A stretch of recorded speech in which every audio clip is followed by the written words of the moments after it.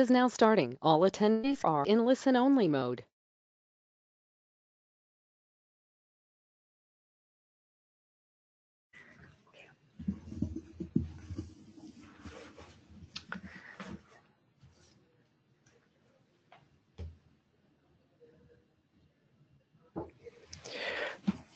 Good morning and welcome to today's educational webinar. My name is Ted Hulsey and I'm your host for today's event. Today's webinar topic is Cybercrime 101. An FBI agent shares cybersecurity best practices for businesses. Today's webinar is sponsored by a consortium of IT service providers, including IT Synergy from Phoenix, Arizona, ProTech Support from Salt Lake City, Utah, and Sagacent from San Jose, California. Before I introduce our speaker, let me address a few housekeeping items. Today's webinar is a live-only event. It will not be recorded. All participants are in listen-only mode. There is a Q&A feature where you can submit your questions as we go along, and we will try to address your questions on the fly. We will also have a dedicated Q&A section at the end. Please ask questions. It is the key way to make sure that your burning questions are answered. Now let me introduce our special guest, Elvis Chan. Elvis Chan is a supervisory special agent assigned to the FBI in San Francisco.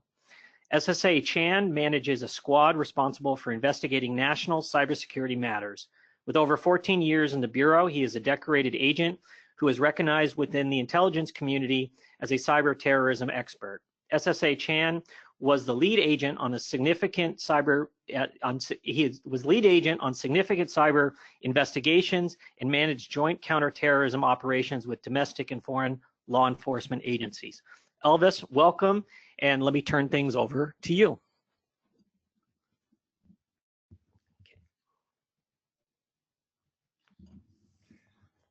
Ted, thank you very much for having me, and I really appreciate being able to speak to all of your attendees on this forum.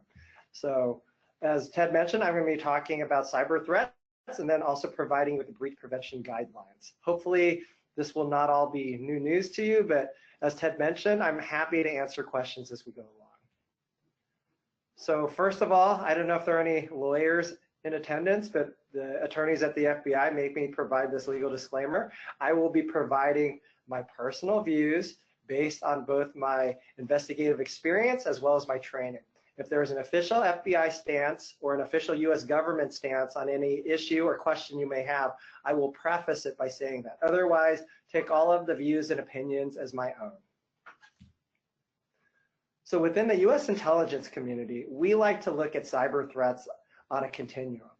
At one end of the continuum are all of the criminal threats. These are all of the financially motivated threats, probably the things that you as people working at companies are the most concerned with. About 60% of our investigations are financially motivated. So these are things like carding, theft of personally identifiable information, theft of personal health information, credit card skimming, the typical type of thing that you hear about on the news. Next on the list is hacktivism. So this is not financially motivated. This is actually politically or ideologically motivated. From the figure, you can see a Guy Fawkes mask, so anonymous, like that's a good example of hacktivism. Another group is Occupy, Animal Liberation Front. So these are groups that the FBI is fine with. They can promote their own free speech. That's a First Amendment protected right. Unfortunately, what they tend to do is they tend to hack into people's computers, take down their websites, or destroy information, and that is illegal, and we will prosecute them to the full extent of the law. Next on the continuum is espionage. When I mean espionage, I mean corporate espionage. So this is a big problem here in the San Francisco Bay Area, and then hopefully probably all of the locations where you're in. This is where hackers are trying to steal information, proprietary information, intellectual property, trade secrets. That kind of information gets stolen all the time, and it is our job to try to catch the bad guys. Next on the list is terrorism. When I mean terrorism, I mean cyber terrorism. This is hacking on behalf of, at the behest of, or in sympathy of a terrorist organization like ISIS or Al-Qaeda or Hezbollah. This is the one area where I feel that the US government and specifically the FBI is actually ahead of the game. So as you are aware, if you watch the news, ISIS does not hold territory anymore, right? They used to have Mosul as their capital in Iraq, and then Raqqa as their capital in Syria. The coalition forces have pushed them all out. They're on the run now. And so the good news is all of the tech nerds that they have working for them, they're just trying to keep up their covert communication. So they don't really have any time to figure out how to open the floodgates at the Folsom Dam here, or knock out, the power grid in Phoenix or in Salt Lake City. So that's the one bright spot on this continuum. And then last but not least are state-sponsored threats. So I'm not talking about Arizona or Mississippi or Alabama. I'm talking about foreign states. Specifically, I'm going to highlight 4 countries: Russia, China, Iran, and North Korea. So we're going to dive into that a little bit deeper, but I wonder if there are any questions right now. Not yet. Okay. All right, so this is what I'm going to be talking about today. The top 5 cyber threats for 2019.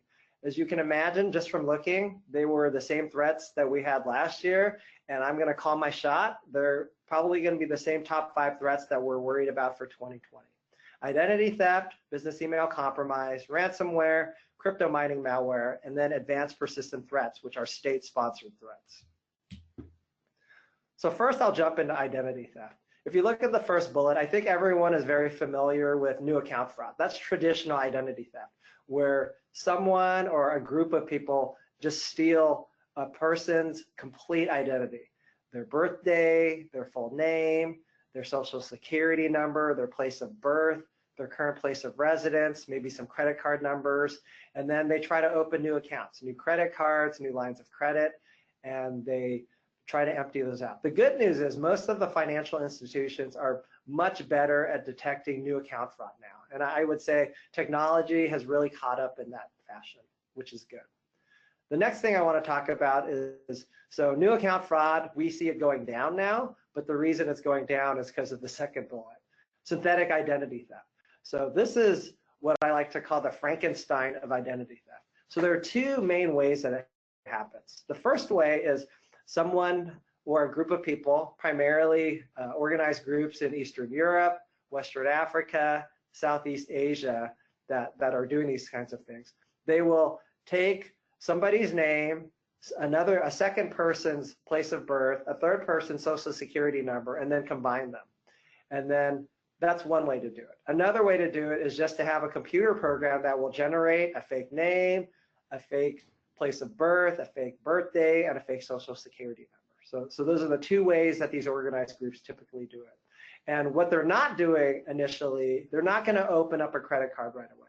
What they're going to do is open up something like a Safeway Rewards card or a Best Buy Rewards card, something that is free, something that will still be checked by credit rating agencies. So for example, if you open a Safeway Rewards card, it goes to one of 3 credit rating agencies here in the US, and they will open a folder for you. So they'll open a new folder and say, oh, this looks like a new person, and it looks like a teenager who just got their first Safeway Rewards card, right? They went to college, and now they're on their own. So maybe a month or 2 months later, after this card is aged, then the person will apply for credit card, or they'll ask for a second credit card, or they'll do lines of credit, right? And so if they don't get turned away, then you'll see a bunch of credit cards open, and they'll have small lines of credit, $250, $500, but then they'll empty them all out. And so the problem is the technology has not caught up. The technology at the credit rating agencies and the financial institutions has not caught up yet to be able to figure out that these are fake people that are putting in for lines of credit. There are 2 things that you can do to combat this. Number 1, you should freeze your credit. That is a free thing. Legislation as of November of last year has made all 3 of the credit rating agencies in the US compelled them to make it free for all Americans to be able to freeze their credit, and also they can freeze the credit of their children. And if you're the guardians of your parents or other seniors who are in your lives, you can freeze their credit as well. So that is the number 1 thing that you can do to prevent identity theft. The number 2 thing you can do is you should get credit monitoring, right? So unfortunately, at the FBI, actually all US government workers, we were hacked. The OMB, right, was hacked. So all US government employees had their information stolen by someone. We'll talk about who later. But So we all get free credit monitoring for the next 10 years. And so, so unfortunately I get it for free, but it's because someone, likely the Chinese, have all of my information right now. So those are the two things that you can do. Are there questions right now, Ted? No questions. Okay, so this is definitely, as I'm talking about all of the threats, you should look at it from, I look at cybersecurity threats from 3 lenses in terms of prevention. The first thing I look at is people, like how do we get people trained up? The next thing I look at is process. How are business processes in place and lined up so that they can prevent these types of things from happening? And the third thing is technology, right? The fine companies that have sponsored us today, those are the 3 pieces that I really look at in terms of prevention. So I'm going to slide over to the next slide. Business email compromise, BEC. So I would love to stop talking about this because this isn't even a hack, right? This is someone sending someone else an email and doing enough social engineering to convince them to do something. Typically, what they're going to convince people to do is wire money, or they're going to convince them to share personal information like username and password. So I'm going to use an example that will illustrate this. It's from a few years ago, but it was very public and a lot of people don't know about it, so I like to share it. So Scholar is an Omaha-based company. They're actually a commodities trading firm, so wheat futures, corn futures, that sort of thing. Everyone at the company knew that they wanted to make a big splash in China.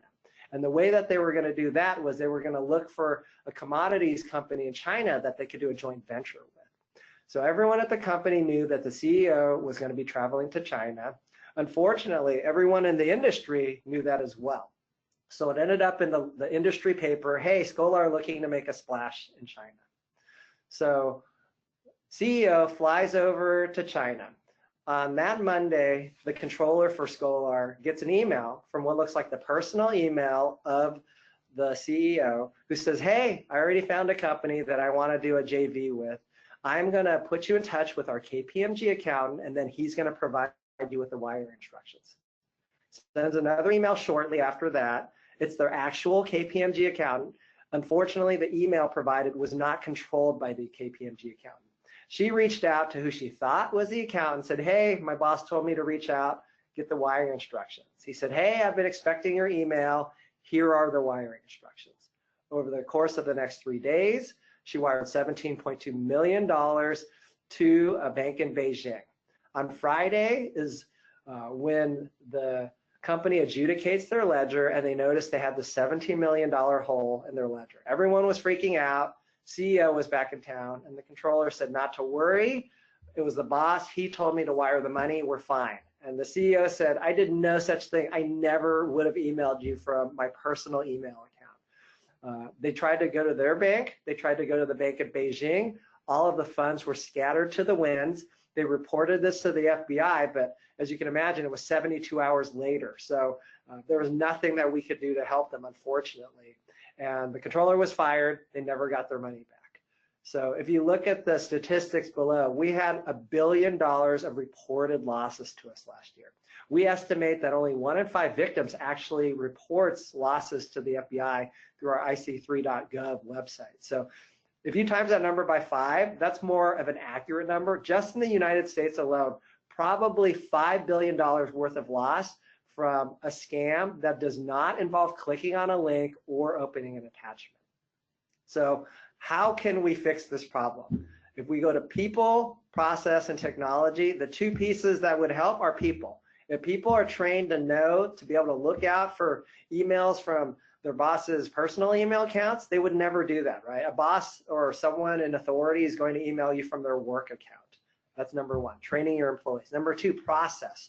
There should be a process in place so that if it's over a certain amount of money, you need separate approvals, or you need additional approvals, or you need an out-of-band approval. So when I say out-of-band, I mean if the boss emails you, maybe pick up the phone and call him to verify that this is what he wants to do, or you call somebody else to make sure that this is okay, or get a text to the boss, or get a fax from the boss, some other means of communication to be able to figure out if this is an actual request for a transaction.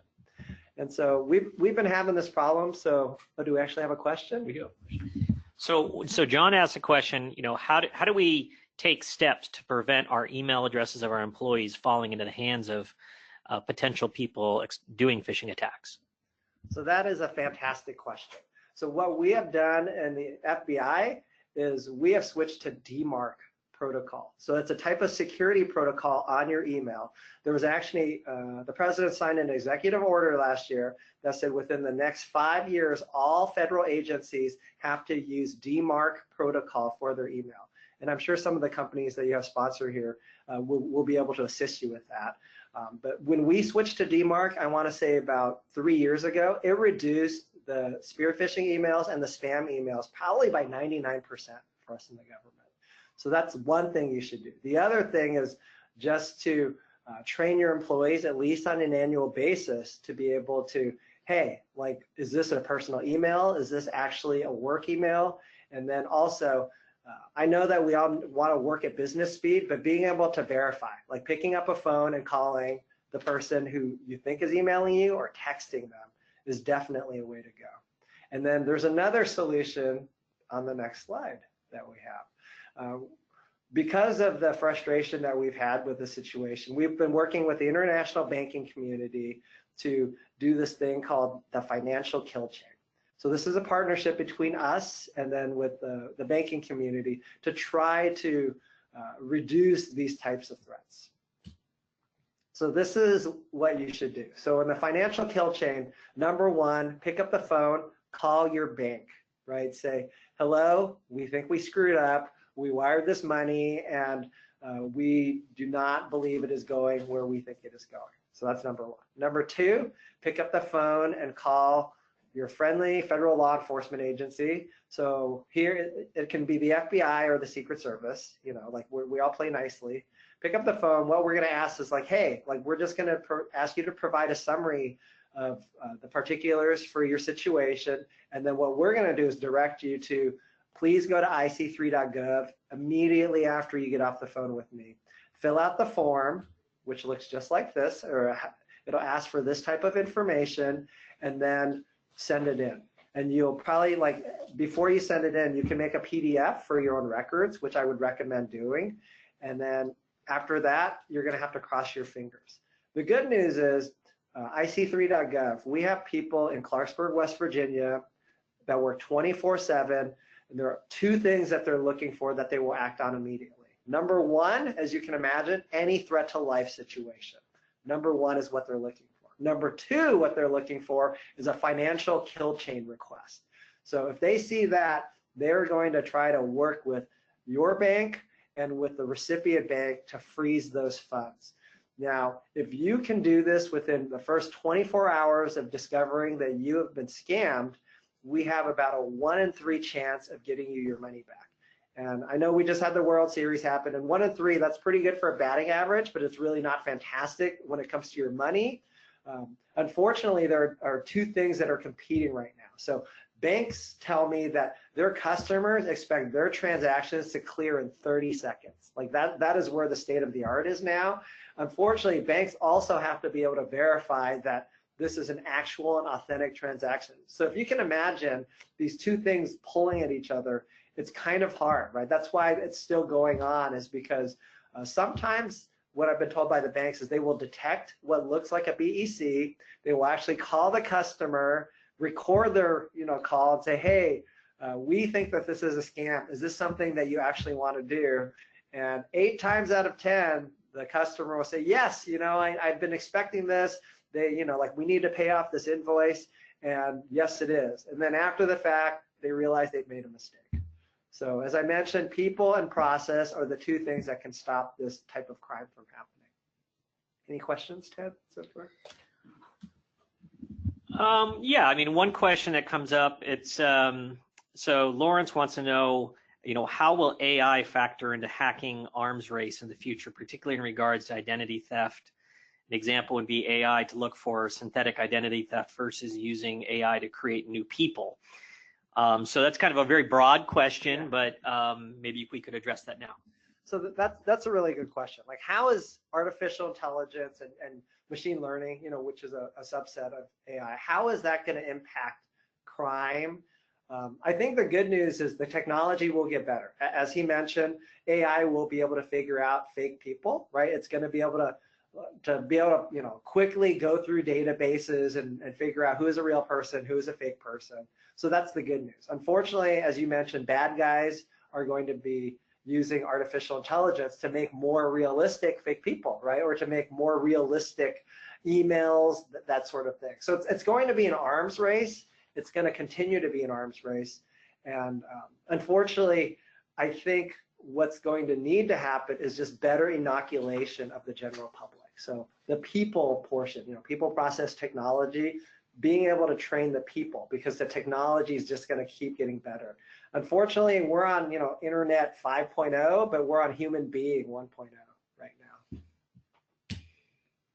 So the next one I want to talk about is ransomware. This is really a big problem right now, and the bad guys are taking advantage of it. For those of you who are not aware, ransomware 80% of the time comes in the form of an email or a text, and they're getting you to click on a link or open an attachment. This will deploy the malicious software, the ransomware, to look for your data and lock it up. Then after that, it'll beacon back to the bad guy, who is probably in Eastern Europe or Western Africa or Southeast Asia. And then after that, they're going to reach out to the executive suite of your company to elicit a ransom. So that's the 80% way. The 20% way is bad guys realize that companies do not always patch in a timely fashion. So if Microsoft or Apple or whoever puts out a new vulnerability and they have a new patch for it, they know it could take up to 7 years before all of the companies have installed that patch. And so the bad guys will go through known vulnerabilities to exploit systems, and that's another way that they can inject their malware into companies' networks. So that's the 20% way. So how are we going to fix that, right? So if we go to people, process, and technology, people should be trained to not click on things or open attachments from suspicious emails. That's number one. Process, right? So process is hopefully, following the process. If you have clicked on this, being able to report it immediately up your chain to the information security folks is going to be able to help minimize the problem. And then technology. There are two things.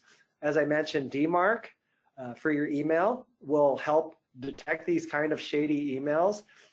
The back-end process is being able to do backups, right? Having good backups to be able to restore from.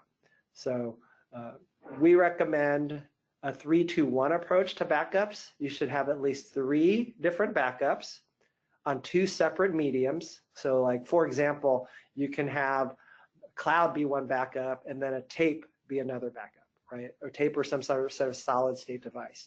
And then one of your backups should be offline, right? So the new variants of ransomware, they know that people are backing up their data. So their malware is looking to find the backups and corrupt those. So probably like on a weekly basis, if you use a tape drive, then you can do a tape drive, back up your data, and then take the tape drive offline. So that is not connected to the internet. So that is definitely what we're recommending that companies do is a 3-2-1 approach. So the official government stance, the official FBI stance is do not pay the ransom. And the reason for that is twofold. Number one, you're just going to be emboldening the criminals to continue, hacking you and then others, right? So like, as you're aware, like in South America, like hostage taking, kidnapping, that's a cottage industry, right? And so ransomware, unfortunately, is on that path. So, and number two, probably what is more important to you, paying the ransom is a sucker bet. If you pay the ransom, there's a 50% chance that the bad guys are going to ask you for a second ransom, right? They've already got you on the hook. They know that you are willing to pay. They're going to ask you for a second ransom. And then after that, say you pay the second ransom, there's about a 1 in 4 chance that the bad guy will actually give you the key to decrypt your data. So are you willing to spend tens of thousands of dollars for a 1 in 4 bet? Like that would be a horrible bet in Las Vegas, and it would be a horrible bet for your company. You're better off spending that money, hopefully for the retainer on the incident response company that you're going to hire and the remediation company that you're going to hire. Are there any questions right now, Ted? Yeah, so lots of questions about ransomware. So let's address a couple of them. So Patrick wants to know, what should we do when we okay, so I think this is addressing if you get some sort of suspicious type of phishing attack or email, and the question is, when you get that sort of attack or request, or maybe a social engineering type attack, should we simply delete the email or forward it to law enforcement? That's a really good question.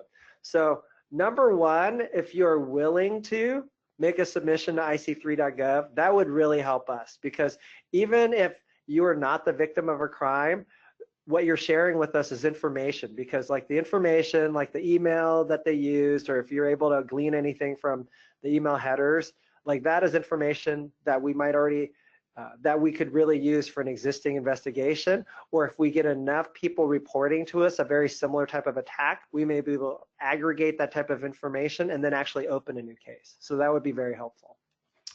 Okay, and I think you answered maybe most of this, but maybe double click on it. But Michael wants to know, does the FBI have an official viewpoint on paying the ransom versus not paying the ransom? Yeah. And then the second part of the question was, what percentage of transactions actually result in full decryption from the first payment? And I think you gave a couple data points, but maybe let's double click on that, and what are the key lessons for the business leaders on the line here? Yeah. So the official FBI stance is do not pay the ransom. And the reason for that is twofold. You're emboldening the bad guys, and number two, it is a sucker bet. Because in my experience, it's about a 25% chance that if you pay the ransom, you will get your data unlocked. Even if you get your data unlocked, there is a 50% likelihood you will be hacked again or attempted to be hacked again in the next 6 months. And the reason for that is if you pay the ransom and then your remediation company gets in there and thinks that they've cleaned everything off, typically there's still dormant malware that is hiding within the recesses of their network, and then within the next 6 months it'll get reactivated. They know they've got a sucker on the line and that they'll pay it. The one thing I do want to add is I know a lot of you have cyber insurance now, and your cyber insurance companies will pay the ransom for you. That is completely a business decision on your part. We would not recommend it. However, we know that this is an offering that the companies do provide. Just know that at the end of the day, you will probably are twice as likely to get hacked again with another attack because they know they have a willing victim. Are there any other questions, Ted? Yeah. I think it just kind of, so there's another question just around backups, but I think your point about not paying the ransom just underscores the need that your backups have to be rock solid and world class. Yes. And that's really good. So with backups, the first time you restore from your backup should not be during a ransomware attack. What I would strongly recommend is that your information security folks, maybe not like your main servers, but like practice backing up some of your servers, right? And working with the companies that you have, the information security companies or the information technologies to help you, like, hey, like we need to figure out, like, you should be practicing, right? You want to practice like you play. You're hopefully practicing for an event that you're never going to need to do, but there are reasons other than ransomware that you would need to restore from a backup, right? Like if your server just crashes, or if you're in the cloud and like some of your cloud servers are corrupted. So it's always good to be able to practice from restoring backups when you don't need to, as opposed to doing it for the first time when something horrific just happened. All right, I'm going to move on to the next slide. So ransomware, it's still a big problem. I want to say it's not tapering off, but it is not growing as fast as it was before. And the reason for that is this newer threat, crypto mining malware. So I think people are familiar with cryptocurrency, also known as digital currency. There are lots of flavors of it. The most popular or well-known is Bitcoin. There's Monero, there's Litecoin, Ether. There's lots of different types of cryptocurrency. And so there are two legitimate ways to get cryptocurrency. Number one, you can go through a legitimate exchange, like here in the US, Coinbase, Kraken, right? These are US companies, they're regulated. You can exchange your US dollars to get a cryptocurrency of your choice. That's one legal way to get it. Another legal way to get it is actually mining, right? So I don't know if you guys remember, but 4 or 5 years ago, there was a run on computer graphics cards, right? Gaming graphics cards, because people were buying them up and they were making souped up computers to do crypto mining. So whenever a new type of cryptocurrency is made, there's a finite amount of it and it's scattered to the winds. And what you can do is you can use computers or servers to go and look for that money out on the internet.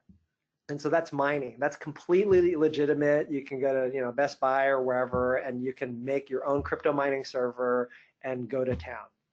Now, what is illegal and what the bad guys are doing from the 3 regions that I mentioned, Western Africa, Eastern Europe, Southeast Asia, is they are scanning. They're using scanning tools to find computers, any types of devices, actually, not just computers. Computers, servers, your Nest, your Ring, anything that's not locked down. And what they're doing is if it's not protected, then they're installing their crypto mining malware on these devices, right? And so, or if you do have like a password, but you don't have a second factor authentication method, they also have set up the scripts to be able to do brute force attacks, to be able to get onto these different types of devices and install crypto mining malware.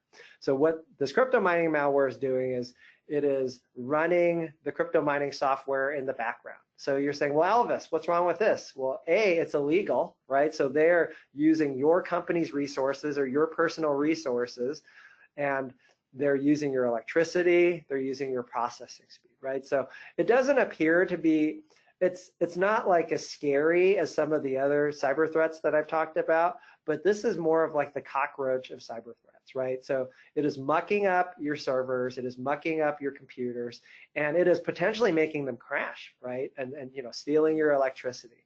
So when it comes to people, process, and technology, what this comes down to is people, right, and technology.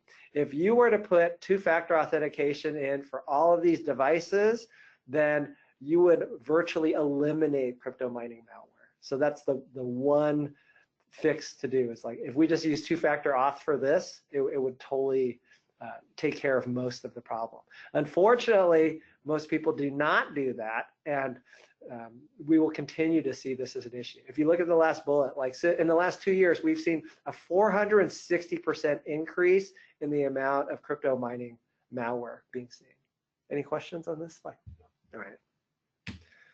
All right, so last but not least, APTs, right? Advanced persistent threats. I already mentioned that the main countries who are doing it. And so each country does it for a little bit of a different reason, so I'll just briefly go through that. So China, it's a little awkward, right? We have to have a very nuanced relationship with China. They're a very large trade partner for the United States. Unfortunately, they are also the #1 stealer of our trade secrets and intellectual property, right? So they're using that to further their own companies, a lot of which are state subsidized, state owned, or run jointly with the state. #2 is North Korea. So I'm going to talk a little bit more about North Korea in the next slide, so I'll save that for now. #3 is Iran. So as you are probably aware, Iran has crushing financial sanctions being put on them right now, and also sanctions on their energy export, right? So oil sanctions, natural gas sanctions against Iran. So they're doing a lot of hacking into U.S. think tanks, U.S. Government shops, and then Western and NATO alliance countries, because they're trying to figure out like what's the next step going to be, what's the US's play going to be, like what can we do to get out from under these sanctions. And then they're also trying to hack into the other Middle Eastern countries like Saudi Arabia and the UAE and Israel, because they want to know what's going on in our neck of the woods. Like we need to figure out what's going on. So Iran is primarily focused in the Middle East or on Middle Eastern policies. And then last but not least are the Russians, right? So the Russians, they're kind of a jack of all trades. They're really good hackers. 2016, they messed with our election. They hacked into the DNC and the DCCC. They continue to even to this day, right, do misinformation campaigns ahead of our 2020 elections, right? So from the Russian point of view, they want to destabilize our democracy. They want to steal our military secrets. We haven't seen them try to steal trade secrets as much as we have China. But let me get on to a case study in North Korea. So I think some of you are familiar. In 2016, there were hackers that hacked the central bank of Bangladesh through a SWIFT vulnerability. And what they did was they made off with $81 million. So I'm going to pull the curtain back for you. The bad guys were actually going for $1 billion. And the good news is the networks of the Bangladeshi bank only had $81 million.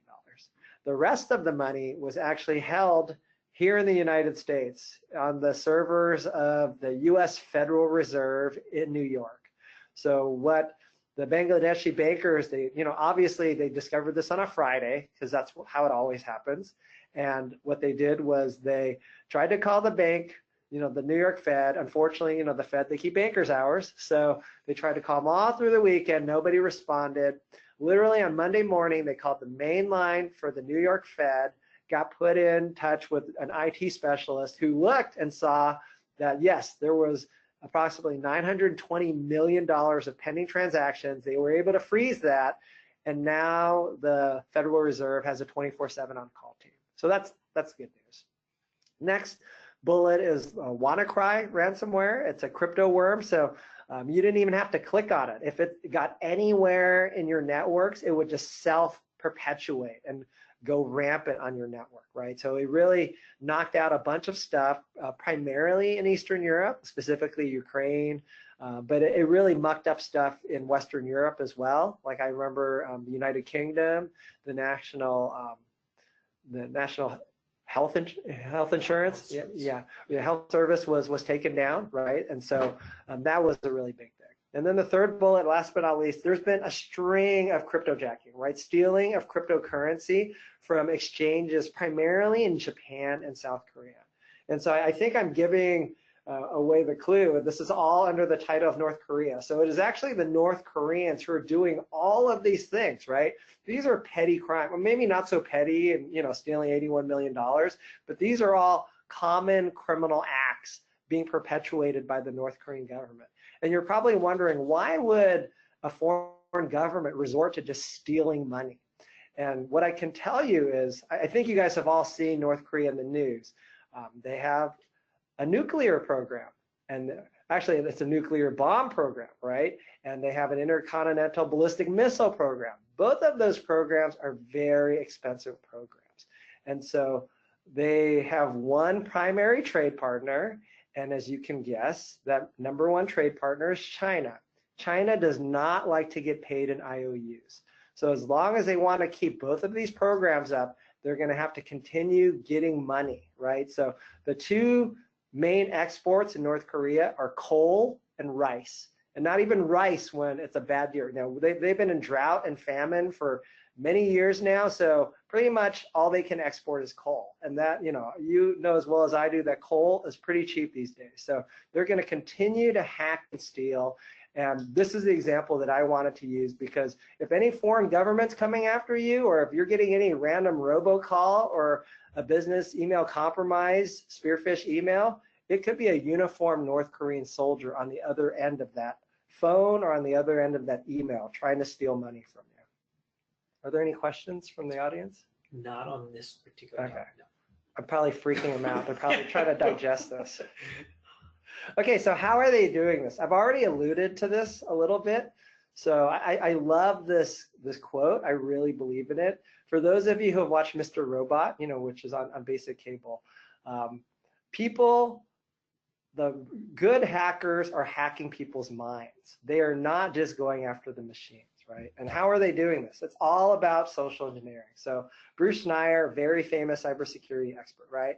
He said, users are going to want to be happy. They're trusting. If you email them a link to Dancing Pigs that will make them happy, they're going to want to click on that link, Dancing pigs, kittens playing with balls of yarns, puppies making friends with piglets, that kind of thing. People are inherently trusting, right?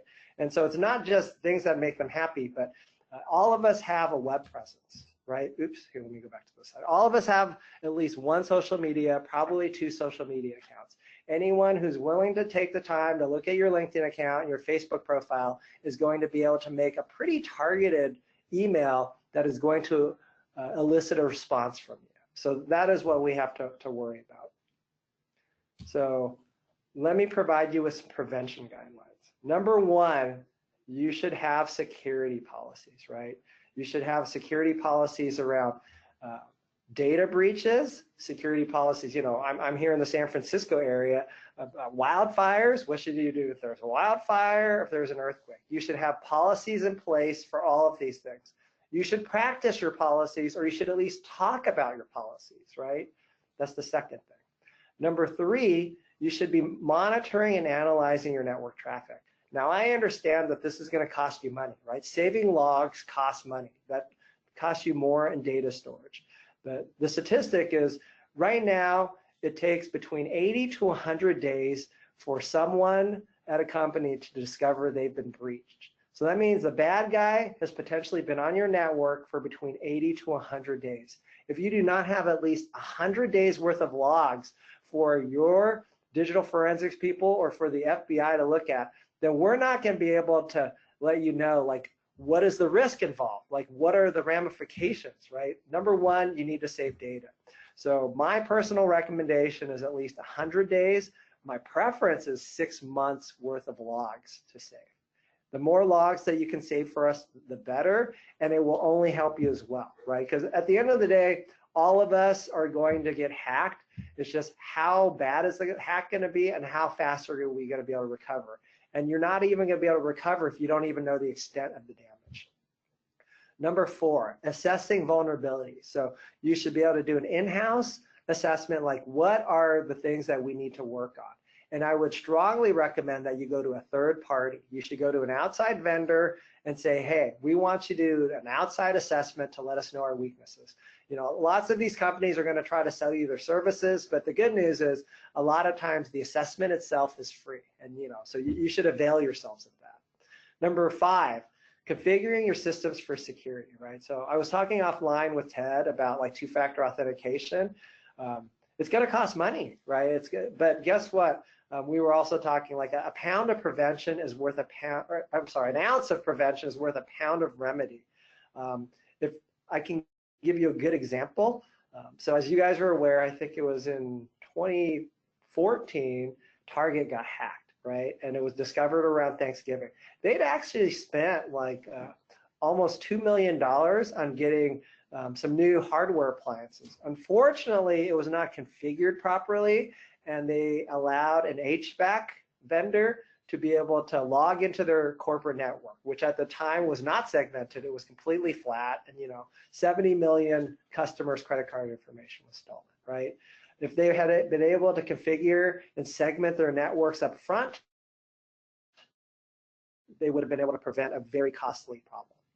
And then last but not least is supporting and training your employees. At the FBI, we get annual security training. There's quarterly touch bases, right? Like we'll just get little reminders on a quarterly basis. What I recommend is companies do the same. You should at least have like formal training at least once a year, and quarterly to monthly little emails with tips or reminders. Are there any questions? Yeah. I'm just going to interject with a question because I find this needs to be asked, but can you explain multi-factor authentication in layman's terms? What is it? How does it work? And what's the experience for the user when it's properly implemented? And what is it? Why is it so important? That is a fantastic question, Ted. And I promise I did not put you up to it. So let me give you an example. Within the FBI, we use 3 separate networks. We have an unclassified network, a secret network, and a top secret network.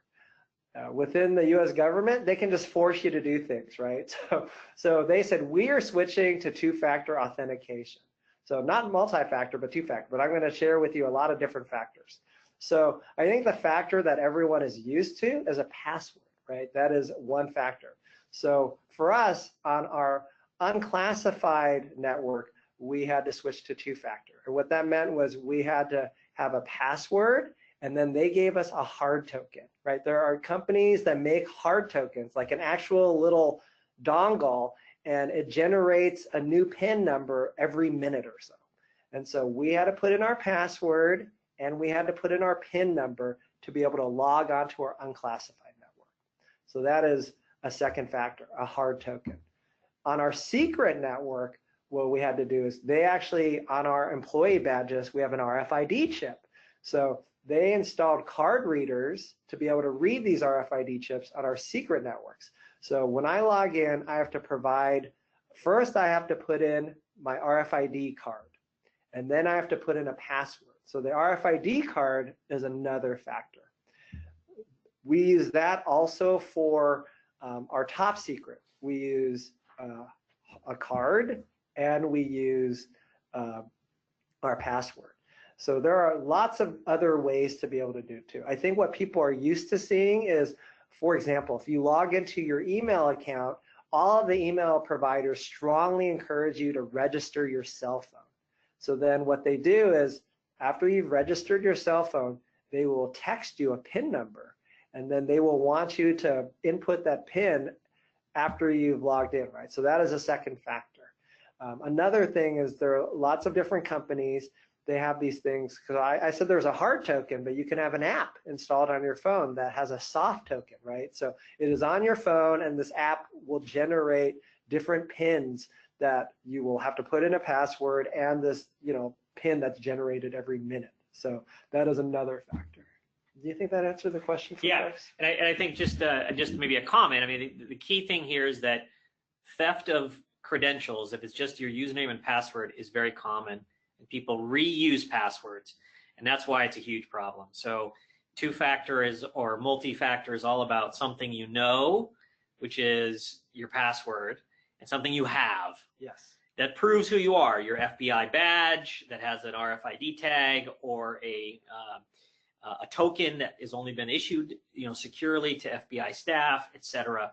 And as Elvis mentioned, there's lots of ways in the commercial sector to implement these technologies today. So, and it's probably one of the most, it's the lowest hanging fruit for companies today, I would say.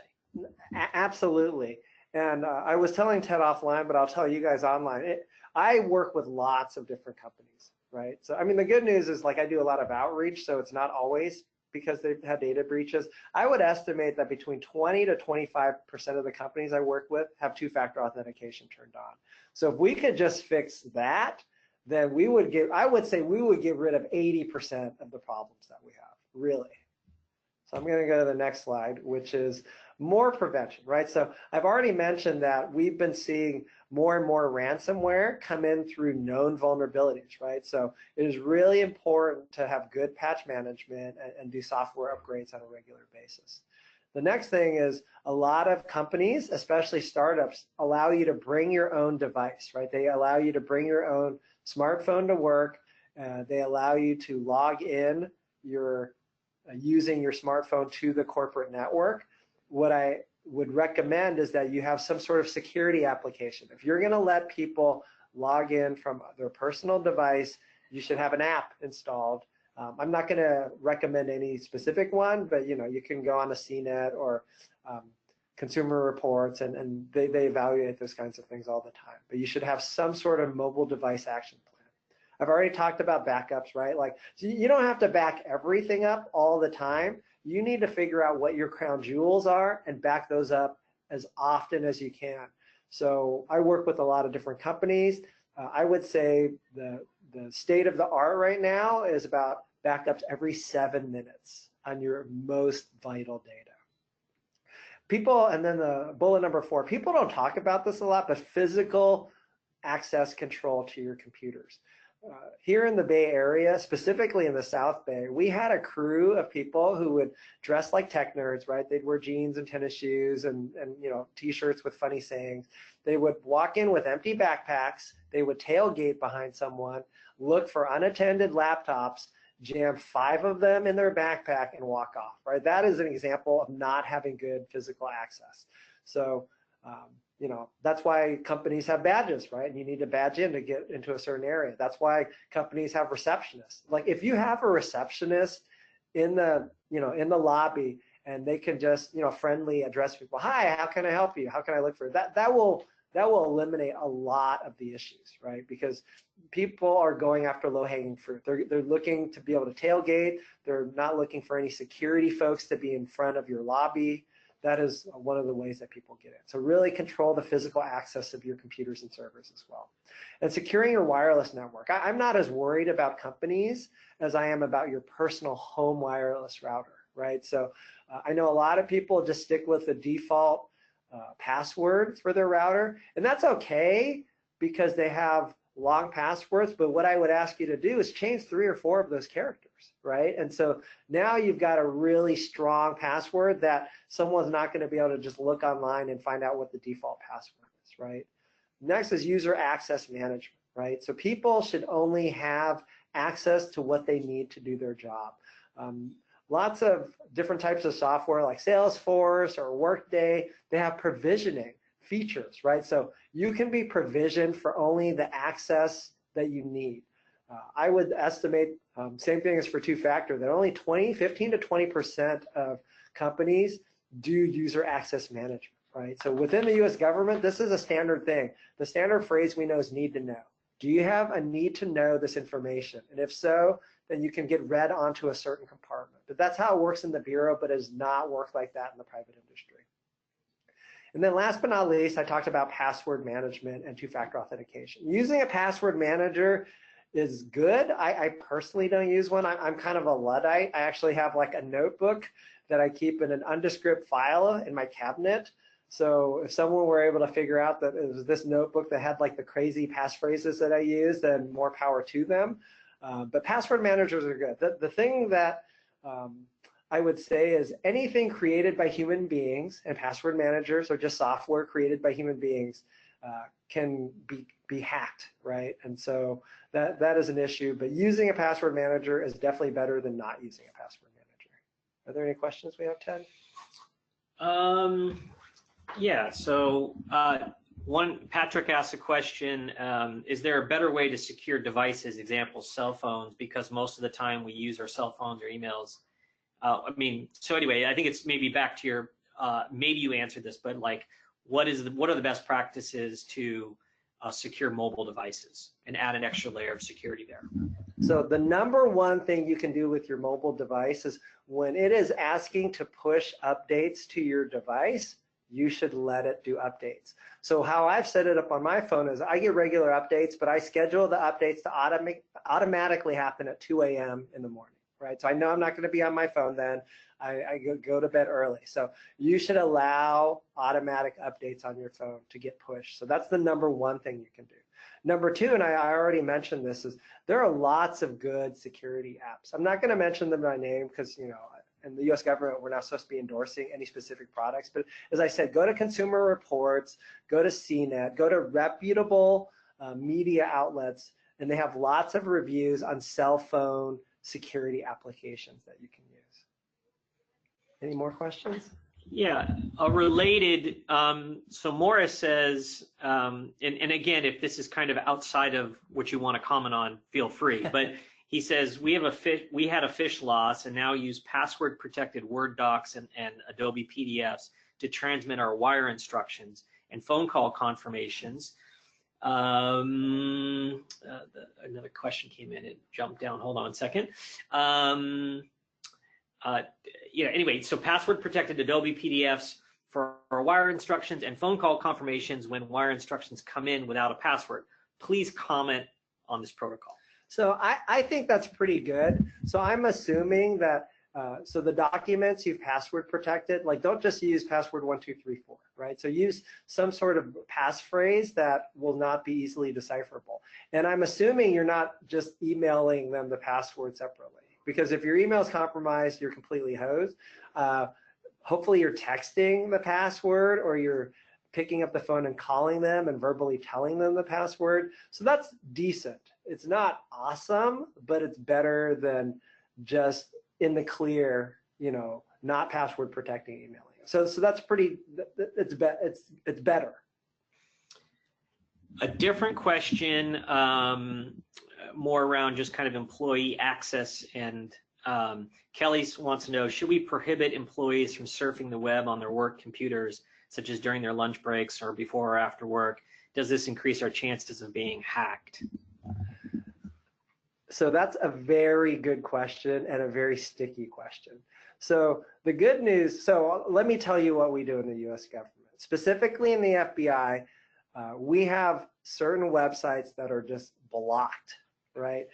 For us, it's all social media websites are blocked, right? Facebook, Instagram, Pinterest.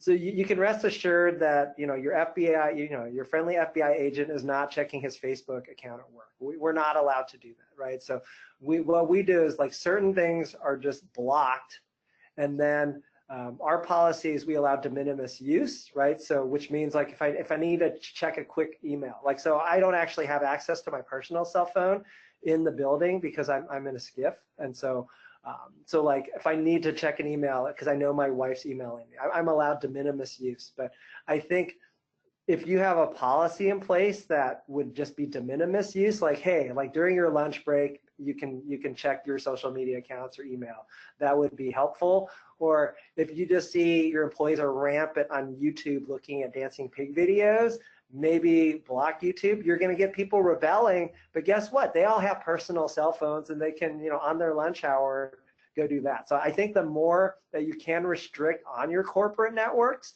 the better it is. But there's going to be hell to pay. You're going to get some rowdy and rambunctious employees, but let me tell you, in the FBI, it works. Yeah. How are we on slides? Are we? Yeah, we're almost done. Okay. Yeah. So incident response, right? Yeah. So, we have less than 5 minutes to go, but we're on the home stretch, folks. So hopefully all of you have emergency plans, right? If an incident happened, a security incident happened, follow your plan. On your incident response plan, you should have where it says call the local FBI office, right? You can just Google that. So, step 43, step 69, whatever step you want it to be, call the local FBI office, right? I'm not guaranteeing that we're going to be able to open a case, but if you work at a publicly traded company or if you work at a federally regulated company, what the regulator is going to ask, one of the first 3 questions they're going to ask is, did you call the local law enforcement? And you want your answer to be yes, because if your answer is no, then these regulators will think you have something to hide, right? And so the thing is, like, when should you call the FBI, Elvis? And I would say you can call whenever you want. Typically, we'll get the first call on a Friday because that's when you're going to find out, right? Your hair is on fire. I'm going to ask, like, hey, do you want us to come on site? Because what we're going to do is we're going to want to interview people. We're going to want to collect logs and images of the compromised devices. So typically, folks are not ready for us to come then, but it's nice for you to give us a heads up. And then we can schedule a meeting. You're going to be working the next 72 hours straight or 96 hours straight. Let's schedule a meeting for Tuesday, right? Because there's some overhead involved when the FBI comes. We're going to want to, like I said, collect evidence, interview people, and then we may or may not be able to open an investigation. But you should always document your contact with the FBI so that if and when a regulator comes, you can say, yes, I spoke with SSA Elvis Chan on this date at this time. What we did, like we reported the incident, FBI declined to open an investigation. Regulator is going to follow up with a call to me and say, hey, Elvis, did they actually call you guys? And we'll say, yes, absolutely. They called us, but it did not reach our thresholds. We couldn't open a case, right?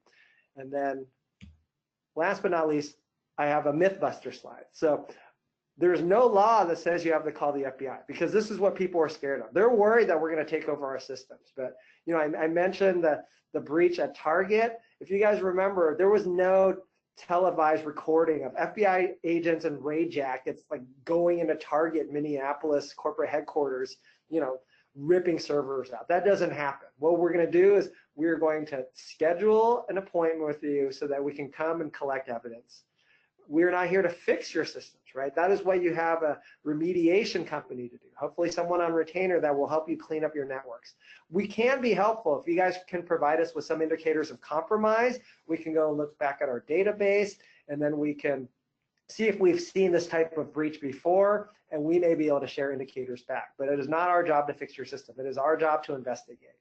We're not going to share your intellectual property or anything to the media or competitors, right? We could get arrested or thrown in jail if we share something from an active investigation. So typically with all the disclosure laws now, specifically GDPR and then CCPA, which is kicking in, I'm sorry, California Consumer Privacy Act, which is kicking in next year, there are disclosure requirements. And so you're going to have to make disclosure anyway. And wouldn't it be nice to say at the end of your public statement, and we are cooperating with the FBI on this? So here's a nice slide that just has some good online resources. I've already mentioned IC3.gov. It's not only to request a financial kill chain, but if you're really tired of that Nigerian prince emailing you with this really good deal, you can report that type of information. So in any cyber crime, you can feel free to report to us. The next 3 bullets are just good resources to have. If you're developing a cybersecurity training program for your own company, those are good resources to have. The 5th bullet, if you feel that you have been the victim of identity theft, you should definitely go to all 3 credit rating agencies, but also register with the FTC. And then last but not least, for those of you who remember the movie Catch Me If You Can, it was Leonardo DiCaprio who played Frank Abagnale, who was like a good identity thief. And Tom Hanks was the FBI agent. We were able to catch him. But after he did his time in jail, he opened up a good consulting company. FBI was one of his first customers. I mentioned his website because the AARP has endorsed him as a cybersecurity expert that is really good at speaking the language of AARP members and seniors in general. So if you have grandparents or a crazy uncle who has not switched to 2-factor authentication yet, you should go to abagnale.com, look for some good articles that he has written to share with your folks. And that is the end of my presentation. Okay, I think, we had a lot of questions come in as we went, so I think it's probably best that we end right on time here. But I want to thank everybody for tuning in on today's educational webinar, where we heard from a real FBI agent on the things companies, people, and businesses should be doing, leaders and companies should be doing to defend your organizations and defend your identities and defend your workforce and your assets from cyber criminals. Tons of information here. I do want to conclude with just, turn to resources that you have at your disposal. If you have an IT service provider, leverage your IT service provider. If you have an IT department, make sure that they're upping their game, and make sure you're continually raising the bar on your organization and yourself on how to improve cybersecurity. With that, Elvis, thank you very much for a very informative session today, and we'll conclude today's webinar. Thanks a lot for joining. Take care.